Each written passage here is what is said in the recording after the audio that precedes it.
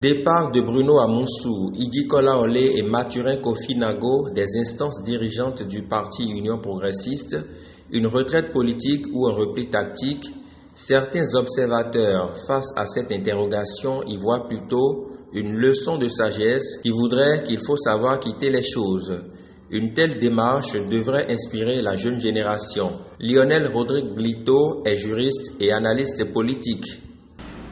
Le président Bruno Amoussou, certainement, a décidé de se retirer de la gestion du bureau politique national.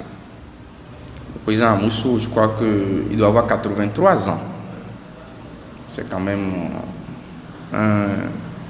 une des grandes figures de la politique au Bénin. Depuis tant d'années, au lendemain de la conférence des forces vives, on a vu autant de postes qu'il a occupés. Il n'y a pas que lui. Plus tard, il y a eu Idi Kolaolé, il y a eu Mathurin Nago aussi. Mais j'estime qu'ils sont en train de donner une bonne leçon à la génération. Ils enseignent simplement que tout a un temps, tout est organisation, tout est procédure.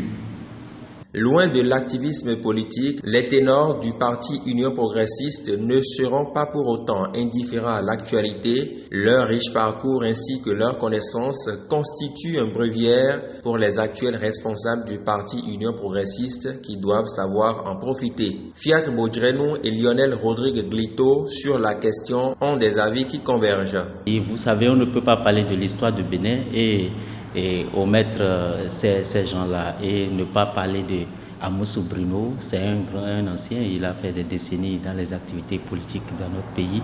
Ils se sont retirés des activités politiques, de la vie active en matière politique, mais ce n'est pas pour autant que leur avis ne compte pas dans ce qui va se passer dans le pays en matière politique. Et puisque vous savez, leur avis compte et comptera toujours. On peut être au dehors, mais en ayant quand même un œil vigilant, un œil de sage dedans. Donc je crois que rien ne cache cette démission. Un beau jour, ils devraient forcément quitter. S'ils ont décidé de quitter simplement, comme Joseph Djobenou a décidé de quitter aussi la Cour constitutionnelle, je crois que ce sont des leçons que nous retenons de la vie personnelle de chacun d'eux. Il faut savoir quitter les choses avant que les choses ne vous quittent. Bon, je ne suis pas dans le secret de Dieu pour savoir si on leur a forcé la main ou pas. Ce qui est sûr, sur l'actualité, la toile et la presse, on a constaté qu'ils se sont retirés. Maintenant, est-ce qu'il y a une main derrière ça? Est-ce qu'il y a une pression derrière ça?